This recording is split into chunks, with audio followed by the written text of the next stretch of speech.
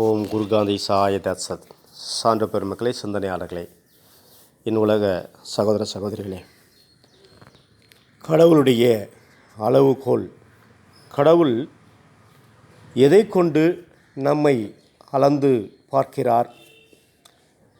இல்லை கோவில்களில் வைத்திருக்கக்கூடிய துலாபாரம் என்று சொல்லக்கூடிய எடை போற்று பார்க்கின்ற எடைக்கு எடை பொன்னும் எடைக்கெடை பழமும் எடைக்கெடை தானியமும் தருவது போல நம்மை இறைவன் ஒரு தராசு வைத்து கொண்டு துலாபாரத்திலே நம்மளை அமர்த்தி எடை போட்டு பார்ப்பாரா?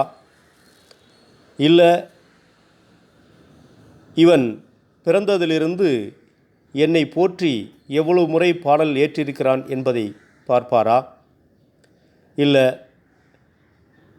சில எழுத்துக்களை ஒன்றிணைத்து மந்திரங்களாக எவ்வளவு முறை இவன் என்னை நினைவு கூர்ந்து ஆழ்ந்து ஜபித்து கொண்டிருக்கின்றான் என்பதை கொண்டு அளவிடுவாரா? அல்லது இவன் எத்தனை முறை கோவில் மணியை அடித்து மணி ஓசை எழுப்பி இறைவனை நினைவு கூர்ந்தான் என்பதை கொண்டு அளவெடுப்பாரா? அல்லது மறைநூல்கள் எவ்வளவு முறை இவன் வாசித்து என்னை நினைந்து கொண்டிருக்கின்றான் என்பதை வைத்து அளவிடுவாரா? ஒரு மனிதனை எவ்வாறு இறைவன் அளவிடுவான் என்பது அவரவருடைய எண்ணங்களுடைய தரம், அந்த தரத்தில் இருக்கக்கூடிய சொல்லில் விளையக்கூடிய விளைவுக்கு வரக்கூடியது இறைவனுடைய நன்மைகள். இப்படி ஒன்றில் ஒன்று ஒன்றாக மாறி தன்மாற்றமடைந்து இறுதியில் ஒரு நிலையை பெறுகிறது. அந்த நிலையில் இந்த மனிதனாக பிறந்த இவன் என்னை நினைந்து கொண்டு செய்வதெல்லாம் அபகாரியங்களை செய்து கொண்டிருப்பானேயானால் அவன் பரமகதியை அடைவது கடினம். அப்பொழுது எப்படி நாம் ஆன்ம விடுதலை பெறுகிற பொழுது இறைவன் திருவடி அடைகிறது என்பது கண்டுகொள்வது? நீங்கள் எவ்வளவு காலம் வாழ்ந்து கொண்டிருக்கிறீர்கள்? உங்களுடைய அக்கம்பக்கத்தில் எவ்வாறு வார்த்தைகளை உபயோகிக்கிறீர்கள்?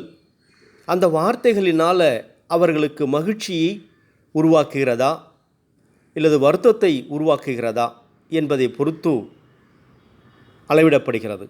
இரண்டாவது, தன்னோடு வாழ்ந்து கொண்டிருக்கக்கூடிய உறவுகளோடு இவன் எந்த மாதிரி வார்த்தைகளை பிரயோகிக்கிறார், எப்படி தன்னுடைய குணங்களை வெளிப்படுத்துகிறார் என்பதை கொண்டு அங்கே அளவிடப்படுகிறது. வாழ்வை எவ்வாறு வாழ வேண்டும், சமூகத்தோடு நாம் எவ்வாறு தொடர்பு கொள்கின்றோம், சமூக அக்கறையில் நாம் முனைப்பு காட்டுகின்றோமா என்பதை கொண்டு அளவிடப்படுகிறது. அரசியல், தொழில்,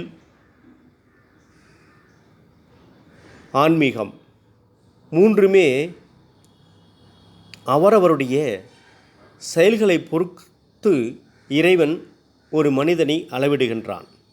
ஆக மனிதனை அளவிடுவது என்பது அவரவர்களுடைய செயலையும், செயலுக்கு முன் இருக்கின்ற சொல்லுக்கு முன் இருக்கின்ற எண்ணமும், எண்ணத்தினால் விளைகின்றதை அனைவருக்கும் நன்மை தரக்கூடியதாக இருந்தால் மட்டுமே இறைவன் உங்களை ஆத்ம விடுதலையின் போது பரமகதியை அடையச் செய்வான்.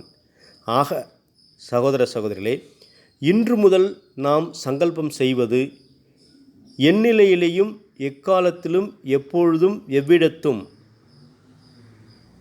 நேர்மறையான எண்ணங்களை, சொற்களை உபயோகிப்போம், நன்மைகளை தரக்கூடிய வார்த்தைகளை பயன்படுத்துவோம் என்பதை சங்கல்பமாக செய்து கொண்டு நாம் வாழ்வின் பயணத்தை பயணிப்போமேயானால் ஆத்ம விடுதலை நிச்சயமாக இறைவன் திருவடியை சேர்க்கும் என்பதில் ஐயமில்லை. ஓம் குருகாந்தி சாய தத்சத்.